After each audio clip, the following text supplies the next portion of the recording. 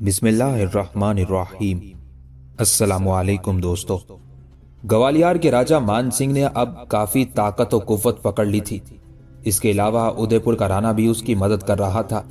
ادے پور کے رانا کے ایک بھانجے کا نام چترسال تھا۔ یہ چترسال، جس کی چند برس پہلے کرن کے ساتھ سگائی ہوئی تھی اور وہ عمر خان کے ہاتھوں مارا گیا تھا، اسی رانا ادے پور کے ایک دوسرے بھانجے نے بھی، جو چترسال کا سگا بھائی تھا، ادے پور میں طاقت اور قوت پکڑ لی۔ رانا نے اپنے اس بھانجے کا نام بھی بدل کر چترسال رکھ دیا اور چترسال نے عہد کیا کہ وہ اپنے مرنے والے بھائی کا انتقام لے گا، اور جو اس سے پہلے سلطان بہلول لودھی کے ہاتھوں رانا کو شکستوں کا سامنا کرنا پڑتا رہا ہے، ان شکستوں کا بھی انتقام لے گا۔ جس وقت سلطان بہلول لودھی نے جون پور پر قبضہ کر لیا اور اس کے بعد وہاں اس نے چند روز قیام کیا، اور ساتھ ہی ارد گرد کے علاقوں میں یہ خبریں اٹھنا شروع ہوئی کہ سلطان بہلول لودھی نے گوالیار پر ضرب لگانے کا تہیہ کر لیا ہے، تب ایک تبدیلی رونما ہوئی۔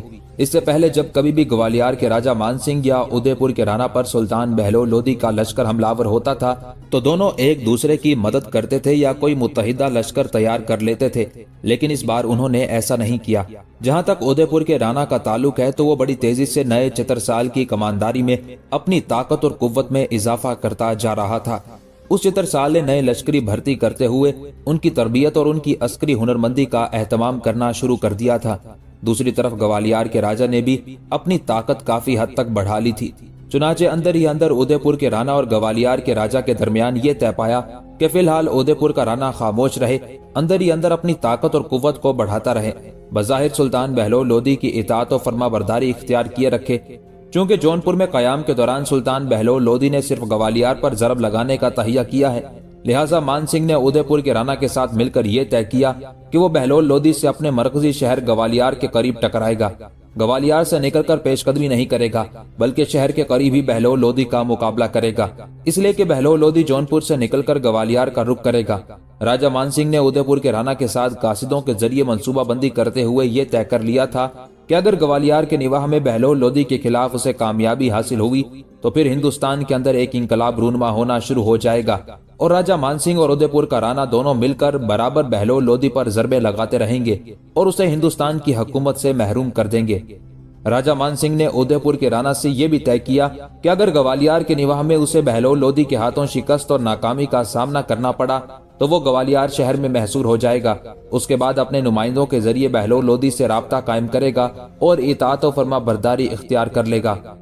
راجہ مان سنگھ کی اس تجویز سے ادے پور کے رانا نے بھی اتفاق کر لیا تھا۔ چنانچہ راجہ مان سنگھ سلطان بہلول لودھی کا مقابلہ کرنے کے لیے اپنی تیاریوں کو عروج پر لے آیا، جبکہ ادے پور کے نئے چترسال نے اپنے ماموں کے ساتھ مل کر اندر ہی اندر جنگی تیاریوں کو اپنے عروج پر پہنچا دیا تھا، جبکہ بظاہر دونوں ماموں بھانجے نے سلطان بہلول لودھی کی اطاعت اور فرما برداری اختیار کر رکھی تھی۔ جن دنوں جون پور میں بیٹھ کر سلطان بہلول لودھی یہ ارادہ کر رہا تھا کہ وہ جون پور سے نکل کر گوالیار پر ضرب لگائے گا، ادے پور کا رانا اور اس کے بھانجے چترسال دونوں نے اپنے مخبروں کے ذریعے جون پور تک یہ خبریں پھیلا دی تھی کہ ادے پور کا رانا سلطان بہلول لودھی کی فرما برداری اور اطاعت اختیار کرے گا اور آئندہ کبھی بھی گوالیار کے راجہ کے ساتھ مل کر سلطان کے خلاف صف آرا نہیں ہوں گے۔ انہی حالات کو سامنے رکھتے ہوئے سلطان بہلول لودھی نے ادے پور کے رانا کو نظر انداز کر دیا، جبکہ گوالیار پر حملہ آور ہونے کا اس نے تہیہ کر لیا تھا۔ ان حالات میں سلطان بہلول لودھی اشجار کو ویران، خیموں کو اکھاڑ پھینکنے والی آندھیوں، فتح کے گیت، سچائی کے پرچم اڑاتے قہرمانیت کے جھگڑوں اور لہد میں اتار دینے والے قضا لمحوں کی طرح جون پور سے نکل کر گوالیار کی طرف بڑھا تھا۔ دوسری طرف گوالیار کے راجہ کے مخبر بھی اسے سلطان بہلول لودھی کے لشکر کی نقل و حرکت سے پوری طرح آگاہ کر رہے تھے۔ چنانچہ گوالیار کا راجہ مان سنگھ سلطان کے گوالیار پہنچنے سے پہلے ہی گوالیار کے نواح میں اپنے لشکر کو استوار کر چکا تھا۔ چنانچہ جو ہی سلطان بہلول لودھی گوالیار پہنچا، دونوں لشکریوں نے ایک دوسرے پر ضرب لگانے کے لیے اپنی صفیں درست کرنا شروع کر دی تھی۔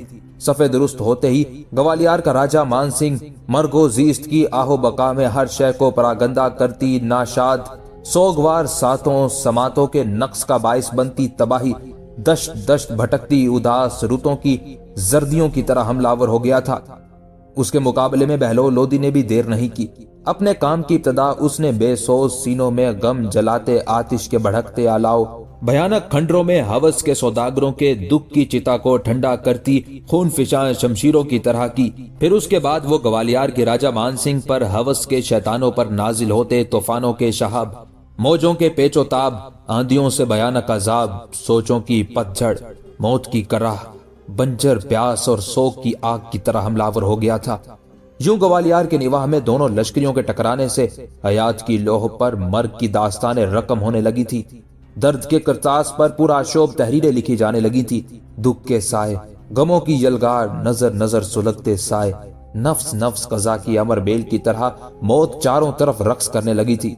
कजा चीखती चिल्लाती हवाओं की तरह अपने शानों पर वहशतों के गुबार लिए तहतल शऊर तक में मौत के तलातम की गूंजें खड़ी करने लगी थी।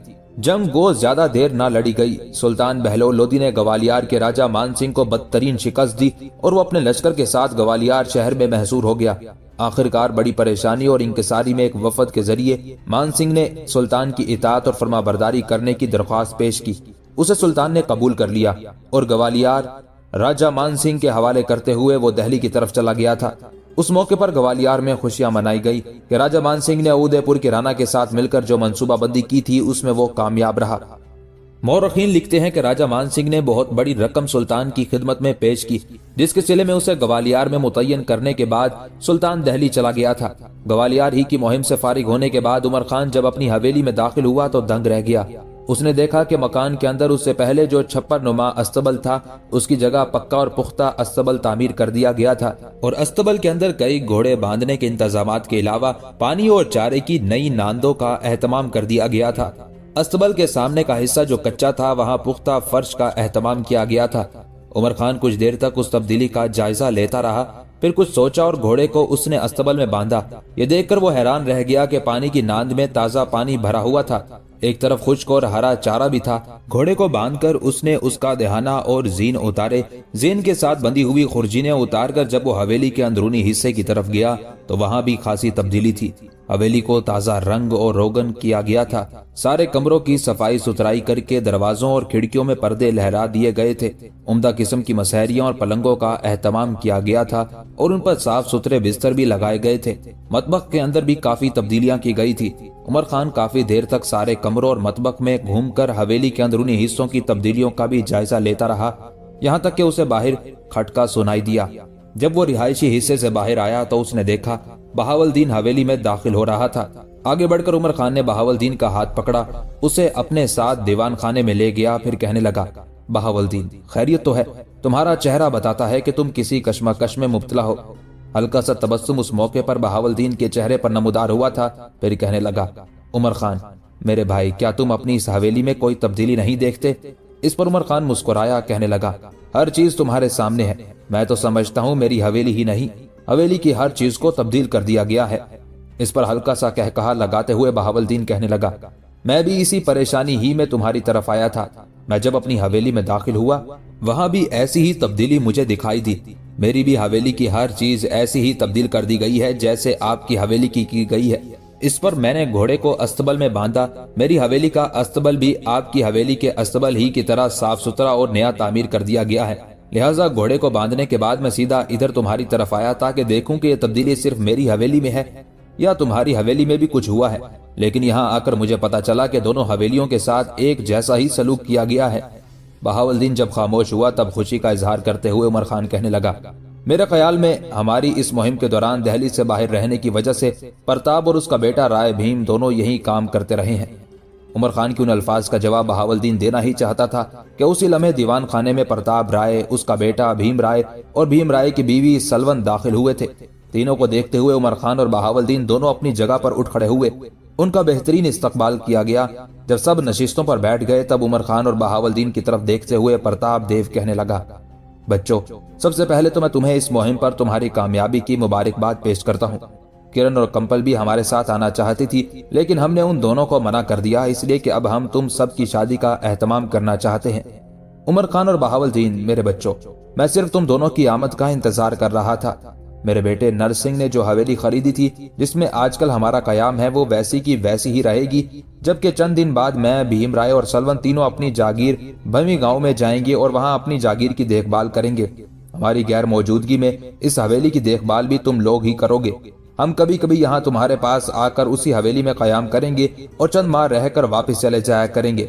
बच्चों, मैं बहुत जल्द वापस भमी गांव जाना चाहता हूँ। इसी बिना पर मैं आया हूँ कि तुम दोनों और किरण और कंपल की शादी का एहतमाम कर दिया जाए। मैं चाहता हूँ ये काम जिस कदर जल्द मुमकिन हो उस कदर ही बेहतर है। उमर खान मेरे बेटे, एक मौके पर तुमने कहा था कि ये काम बिल्कुल सादगी से होना चाहिए। अगर ऐसा होना है तो मैं चाहता हूँ आज शाम ही मैं इस फरीजे से फारिग होने के बाद कल अपनी जागीर की तरफ चला जाऊं।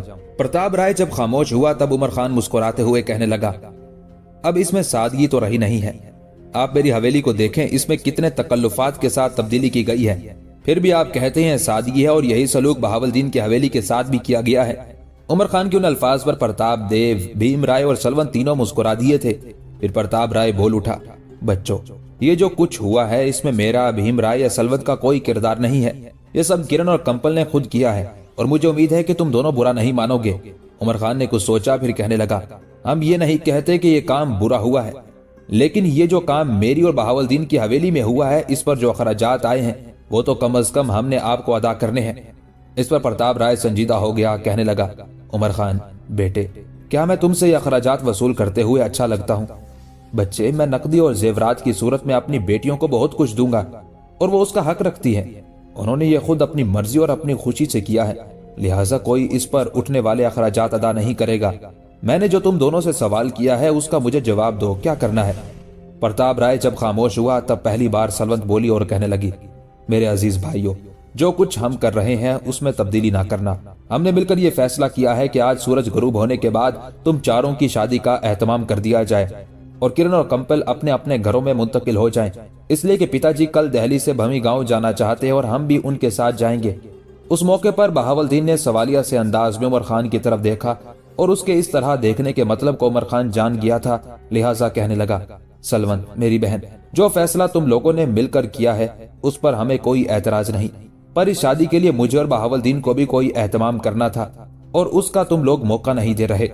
इस पर सलवंत कहने लगी, भाई आपको कुछ नहीं करना, सारा इंतजाम, सारा एहतमाम हम खुद करेंगे। उसके साथ ही प्रताप राय अपनी जगह पर उठ खड़ा हुआ, कहने लगा, मेरे बच्चों, मैं, भीम और सलवंत अब जाते हैं। इस सिलसिले में सुल्तान बहलोल को भी इतला करनी है। मैं चाहता हूँ वो भी तुम दोनों के निकाह में शामिल हो। उमर खान और बहावलदीन ने उससे इत्तेफाक किया था। उसके साथ ही बेपनाह खुशी का इजहार करते हुए प्रताप, सलवंत और भीम राय वहां से चले गए थे। उसी रोज उमर और किरण, बहावलदीन और कंपल की शादी का एहतमाम कर दिया गया था और दोनों अपनी अपनी हवेलियों में मुंतकिल हो गई थी। ग्वालियर के राजा मान सिंह को बदतरीन शिकस्त देने और उसकी इताअत और फरमाबरदारी कबूल करने के बाद मोरखीन लिखते हैं कि सुल्तान बहलोल लोदी ने बारिश का मौसम दिल्ली में गुजारा। उसके बाद उसने लाहौर की तरफ कूच किया, इसलिए कि पंजाब के हालात कुछ खराब होने लगे थे। दरअसल ज़ेरी पंजाब और बालाई सिंध के इलाकों में एक शख्स जिसका नाम अहमद खान भट्टी था, वो तुर्को ताज करने लगा था। जगह जगह हमलावर होते हुए उसने रियाया को नुकसान पहुंचाना शुरू कर दिया था। सुल्तान बहलोल लोदी की तरफ से मुल्तान का जो हाकिम था उसने उन हालात से निपटने की पूरी कोशिश की, साथ ही उन हालात की इतला उसने सुल्तान बहलोल लोदी को भी कर दी थी। चुनाचे ये हालात देखते हुए सुल्तान दिल्ली से निकला। रास्ते में उसने चंद दिन सरहिंद शहर में कयाम किया। उसके बाद वो लाहौर शहर की तरफ बढ़ा। इस बार सारे बड़े बड़े सालार सुल्तान के साथ लश्कर में शामिल थे। सालारों में कुरमली खान, उमर खान, बहावलदीन, अली खान, मुबारिज खान, कुतुब खान और दीगर सालार शामिल थे। किरण और कंपल भी उमर खान और बहावलदीन के साथ उस लश्कर में शामिल थी। सुल्तान लोदी चाहता था कि लाहौर और पंजाब में कयाम के दौरान वो अहमद खान भट्टी के खिलाफ हरकत में आए और उसने जो तबाही और बर्बादी का खेल शुरू कर रखा था उससे उसे बाज रखे। सुल्तान बहलोल लोदी की तरफ से मुल्तान का हाकिम यूसुफ खान था, जो अकेला उस बागी अहमद खान भट्टी की सरगर्मियों को रोक नहीं सकता था। इस बिना पर अहमद खान भट्टी ने ज़ेरी पंजाब और बालाई सिंध के इलाकों में मुख्तलिफ जगहों पर तसल्लुत करते हुए शिकस्तो रेख्त का खेल खेलना शुरू कर दिया था। उसकी किस्मत अच्छी थी कि सिंध के हुक्मरान के हालात भी उन दिनों अच्छे न थे, जिसकी बिना पर वो अहमद खान भट्टी की तरफ मतवज्जे न हो सका। वरना सिंध में बड़ी मुस्तहकम और मजबूत हुकूमत थी और सिंध के हाकिम को अगर अपने दुश्मनों के साथ बरसरे पैकार न रहना पड़ता तो यकीनन अहमद खान भट्टी की उस सरकशी को जेर कर देता। सिंध पर उन दिनों जामनंदा की हुकूमत थी। कहते हैं जामनंदा बड़ा कामयाब हुक्मरान था। अपनी हुकूमत की इब्तिदा ही से वो इल्म का शाइक, जाहिद, आबिद और इखलाक हमीदा से मुंसलिक था। वो अपने वक्त का बड़ा हिस्सा मदारिस और मसाजिद में गुजारता था। निहायत ही रहम दिल और खलीक था। उस जमाने में मस्जिदें नमाजियों से भरी रहती थी। वो अपनी तख्त नशीनी के कुछ दिन बाद लश्कर कसीर लेकर ठट्टा से बक्खर आया और उसने 1 साल तक बक्कर में रहकर वहाँ के डाकुओं और राहजनों को सजा देकर अपने इलाकों में अमन बहाल किया था। उसके बाद उसने भक्कर के किले में मुख्तलिफ अशिया का जखीरा करके उनको महफूज कर दिया और अपने एक गुलाम दिलशाद नामी को भक्कर का नाजिम मुकर्रर कर दिया और खुद वो अपने मरकजी शहर की तरफ हो लिया था। अब उसने सिंध के नज़्म नस्क को बेहतर बनाने की तरफ तवज्जो की। उसकी कोशिशों का नतीजा ये था कि रियाया में सुकून और इत्मीनान की लहर दौड़ गई। ताजर और सयाहों को आमदोरफ्त में सहूलत मिली। उसके जमाने में उलमा, सूफिया, फुकरा निहायत फरागत से जिंदगी बसर करने लगे और लश्कर में लश्करी भी आसूदा हाली के साथ अपनी जिंदगी के दिन गुजारने लगे थे। जामनंदा से मुतालिक मौर्रखीन मजीद लिखते हैं कि जामनंदा की पाकबाजी और ज़ुहद तकवा से मुतालिक कई कहानियां मशहूर थी, लिहाजा वो अपनी रियाया में बड़ा मकबूल और हर दिल अजीज था। मकसद ये था कि तमाम मौरिखों और तज़किरा निगारों ने जामनंदा की तारीफ की और लिखा कि उस बादशाह के दौर में सिंध के अंदर इत्मीनान और दिल जमी की लहर दौड़ गई थी और उस फरमा रवा ने दीनी और दुनियावी अलूम को अपने इलाकों में गैर मामूली फरोग दिया, जिसका नतीजा ये हुआ कि जिस कदर उसके इलाकों की फरागत और खुशहाली की खबरें बाहर फैली, उसी कदर बाहर के मशाहिर और उलमा कतार दर कतार उसके इलाकों का रुख किया करते थे।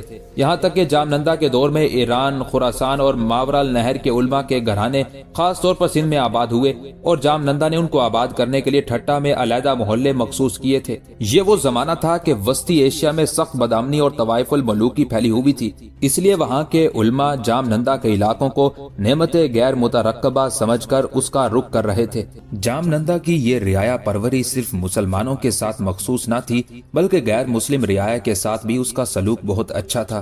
तारीख में कितने ही हिंदू अमीरों के नाम हमें मिलते हैं जो उसके दौर में अहम ओहदों पर फाइज थे।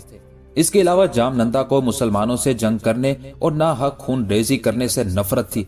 वो हर हफ्ते में अपने अस्तबल में जाता और अपने घोड़ों की पेशानी पर हाथ फेरते हुए और उन्हें खिताब करते हुए कहता था कि मैं नहीं चाहता कि सिवाय जिहाद के तुम पे सवारी की जाए, क्योंकि हमारे चारों तरफ खुदा के फजल से मुसलमान हाकिम हैं।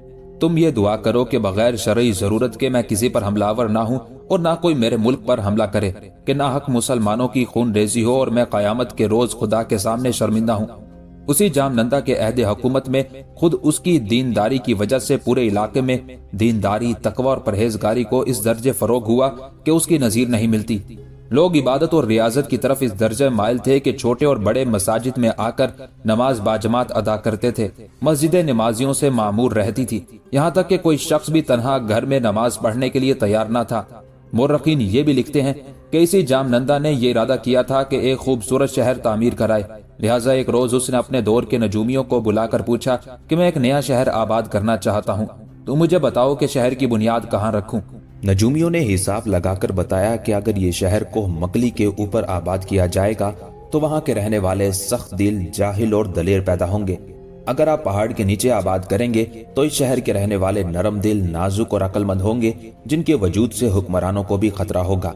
उस मशवरे के बाद जामनंदा ने उस शहर की बुनियाद को मकली के नशेब में रखी और शहर का नाम पहाड़ के नीचे होने की वजह से तह तह मशहूर हो गया। फिर आहिस्ता आहिस्ता लोग इस शहर को तह तह से बिगाड़कर ठट्टा कहने लगे। इस ठट्टा ने सनत और हरफत और तिजारत में इस कदर तरक्की की कि वो एशिया के बड़े तिजारती और सनती शहरों में शुमार होने लगा। जामनंदा की इल्म परवरी और मुआरिफ नवाजी की वजह से खुरासान और ईरान के बहुत से उलमा और अहले इल्म इस शहर में आकर आबाद हो गए थे, जिनकी वजह से ये शहर इल्म और अदब का मरकज भी बन गया था। कहा जाता है कि एक वक्त में इस शहर में 300 दारुल अलूम थे और ये शहर अपनी रौनक और शादाबी में करतबा और बगदाद की हमसरी करता था। लोग इससे इनकार भी करते हैं कि इस शहर की बुनियाद जामनंदा ने रखी। चूंकि इस शहर का नाम मोहम्मद तुगलक के जमाने में भी मिलता है, लिहाजा अक्सर मौर्रखीन ये ख्याल करते हैं कि ठट्टा पहले से आबाद था, लेकिन जामनंदा ने अपने अहदे हुकूमत में गालिबन इस शहर की तोसी और जदीद तामीर की हो। गालिबन इसी की वजह से ये मशहूर हो गया कि जामनंदा ने ही ठट्टा शहर की बुनियाद रखी थी।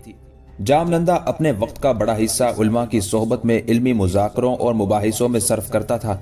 उसे उलमा से बड़ी अकीदत थी और उसकी कदर अफजाइयों की वजह से मुख्तलिफ ममालिक के उलमा भी सिंध को अपना वतन बनाने की तमन्ना रखते थे। चुनाचे जब मौलाना जलालुद्दीन दवानी ने शिराज से सिंध में आना चाहा तो उन्होंने पहले अपने 2 शागिर्दों में से शमसुद्दीन और मीर मोइनुद्दीन को ठट्टा भेजा और इस्तदा की कि वो शिराज से ठट्टा आकर आबाद होना चाहते हैं। جام نندا نے مولانا کے شایان شان قیام اور وسائل معیشت کا انتظام کر کے ان کے شاگردوں کے ہاتھ سفر خرچ بھی روانہ کیا تاکہ مولانا کو سفر میں کسی قسم کی بھی تکلیف نہ ہو۔ لیکن اتفاق کی بات یہ کہ جب یہ دونوں شیراز پہنچے تو مولانا سفر آخرت اختیار کر چکے تھے، لیکن چونکہ شمس الدین اور میر معین الدین جام نندا کی قدر افزائیوں کو دیکھ چکے تھے، اس لیے وہ ٹھٹا لوٹ آئے اور یہیں مقیم ہو گئے۔ یہی وہ زمانہ تھا جب احمد خان بھٹی نے زیری پنجاب اور بالائی سندھ کے علاقوں میں ترک و تاز کرنا شروع کر دی تھی، اور یہی وہ زمانہ تھا جب جام نندا کچھ ایسا بری طرح اپنے اندرونی حالات میں مصروف ہوا کہ وہ بھی جنوب کی طرف سے احمد خان بھٹی کی طرف کوئی کارروائی نہ کر سکا۔ ہوا یوں کہ انہی دنوں قندھار کا حکمران شاہ بیگ ارغون حرکت میں آیا۔ ایک لشکر لے کر وہ قندھار سے نکلا اور جام نندا کے ان علاقوں پر حملہ آور ہوا جہاں اس کا ایک امیر بہادر خان حکمران تھا۔ چنانچہ قندھار کے حکمران شاہ بیگ ارغون نے سیوی نام کے قلعے کا محاصرہ کر لیا جو جام نندا کا تھا۔ اس نے حملہ آور ہو کر بڑے جبر و قہر کے ساتھ اس قلعے کو فتح کر لیا۔ وہاں کی حکومت اپنے چھوٹے بھائی سلطان محمود کے سپرد کی اور خود قندھار چلا گیا۔ اس کے جانے کے بعد جب جام نندا کو معلوم ہوا تو اس نے اپنے ایک امیر مبارک خان کی سرکردگی میں جو نہایت بہادر اور شجاع تھا، سلطان محمد کے مقابلے کے لیے ایک عظیم لشکر بھیجا۔ دونوں لشکر قریب آ کر ایک دوسرے سے ٹکرائے۔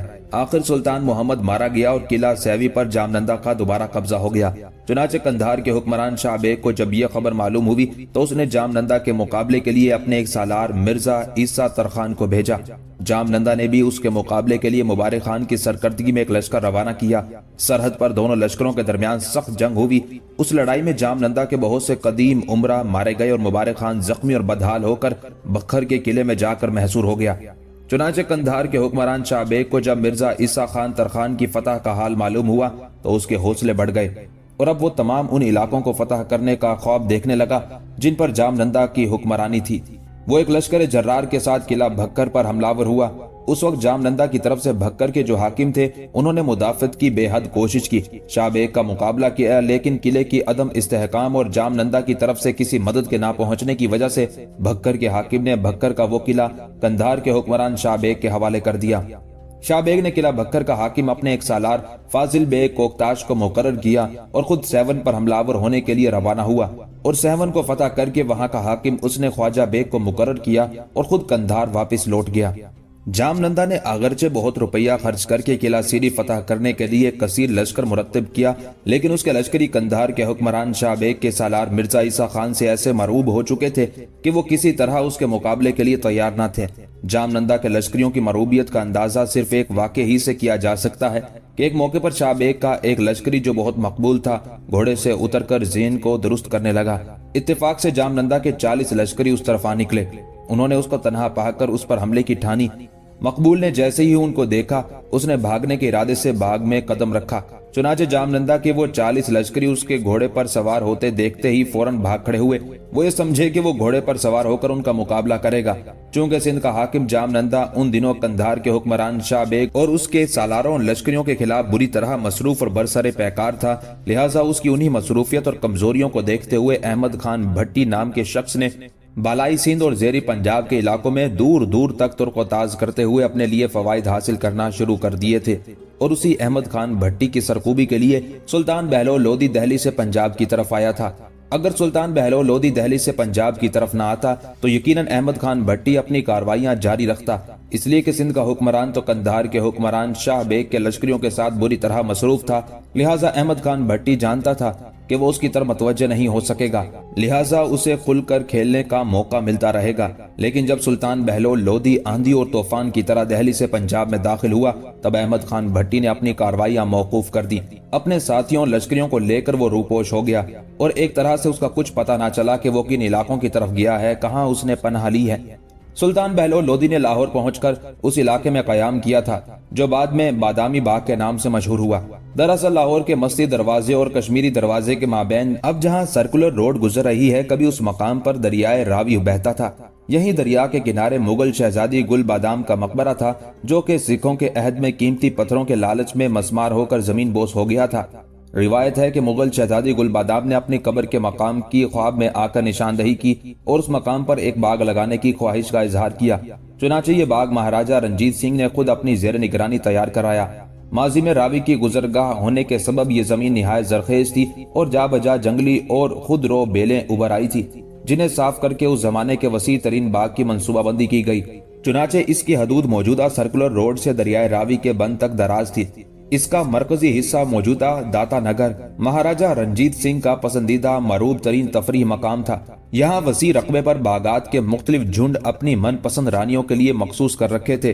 दोनों वसी सब्जाजारों और दरख्तों के झुंड में ये इशरतगाहें चांदनी रात में निहायत फसूखेज सहर खेज माहौल से आरास्ता होती थी।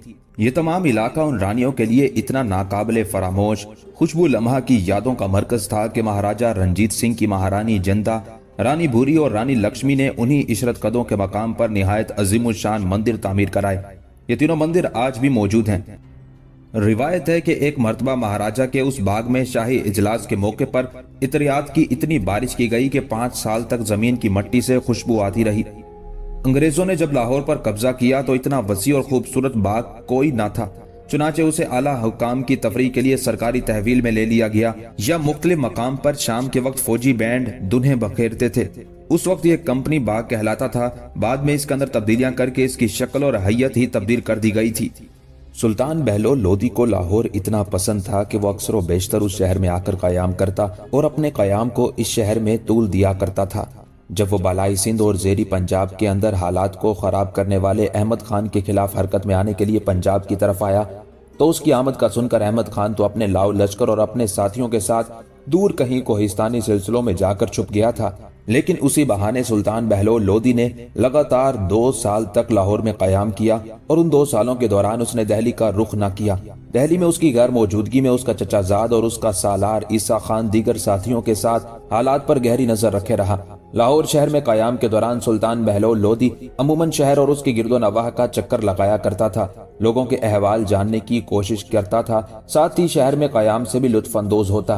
कहा जाता है कि लाहौर की बुनियाद और असास की मुस्तनद तारीख का कोई सही तायुन नहीं हो सका। कदीम हिंदी की देवमालाई दास्तानों की किताब विश्वभागा में लाहौर शहर को अमूमन लोपुर और राजपूतों की तारीख में इसे लोकोट के नाम से पुकारा गया है। मशहूर सियाह अदरीसी लाहौर को लोहारत लिखता है। संस्कृत की जबान में लाहौर को कोना कहकर भी पुकारा गया है। मशहूर जुग्राफिया दान बतलीमोस अपने जुग्राफिया में दरियाए चंद भागा यानी चनाब और दरियाए इरादास यानी रावी के करीब लू वकला नामी शहर का जिक्र किया करता था। इसके अलावा एक और मगरबी जुग्राफिया दान जुल्फोर ने भी इसी लू वकला को लाहौर शहर करार दिया है। अल बैरूनी जिसने तारीख अल हिंद के नाम से किताब लिखी उसने मंदकोर नाम का अर्जबल तामीर किया था और मौजूदा दौर में यह अर्जबल लाहौर के ऐन मुताबिक निकलता है। लिहाजा कुछ मौरखीन का ख्याल है कि मंदकोर भी लाहौर ही को कहा जाता था। सुल्तान महमूद गजनवी ने जब लाहौर को फतह किया तो सुल्तान के सालार अयाज ने लाहौर शहर की असरनो तामीर की और शहर का नाम मंदकोर से बदलकर महमूदपुर रख दिया। गोया लाहौर शहर का नाम किसी दौर में महमूदपुर भी रहा। चुनाचे लाहौर शहर के अजायब घर में 1028 ईस्वी के वो सिक्के अब भी मौजूद हैं जिन पर लाहौर शहर का नाम महमूदपुर मजरूब है, लेकिन ये नाम जबान ज़द आम ना हो सका। चुनाचे बाद 1049 ईस्वी में जारी होने वाले सिक्कों में शहर का नाम लाहौर कंदा हुआ। हजरत अली बिन उस्मान हजवेरी रहमतुल्लाह अलैह ने अपनी माया नाज तसनीफ कश्फुल महजूब में इस शहर का नाम लाहनौर दर्ज किया। याकूत ने जो जुग्राफिया दान था अपनी किताब मौजब अल मुल्तान में इस शहर का नाम लोहूर और लाहावर भी तहरीर किया। ख्वाजा निजामुद्दीन रहमतुल्लाह अलैह ने अपनी तसनीफ फवाइद अल फवाद में लाहनौर और अमीर खुसरू रहमतुल्लाह अलैह ने अपनी किताब में लाहौर दर्ज किया। यही वजह है कि मुगल शहंशाह जहांगीर के दरबारी लोगत नवीस जमालुद्दीन की फरहंग जहांगीरी में इस शहर के मुतअद्दिद नाम दर्ज किए गए हैं। जिन दिनों सुल्तान बहलोल लोदी ने लाहौर शहर में कयाम किया हुआ था, इस शहर में कंबो कबीले के बहुत से लोग आबाद थे। इन कंबोहान के मुतल्लिक कहा जाता है कि ये कदीम आर्या थे।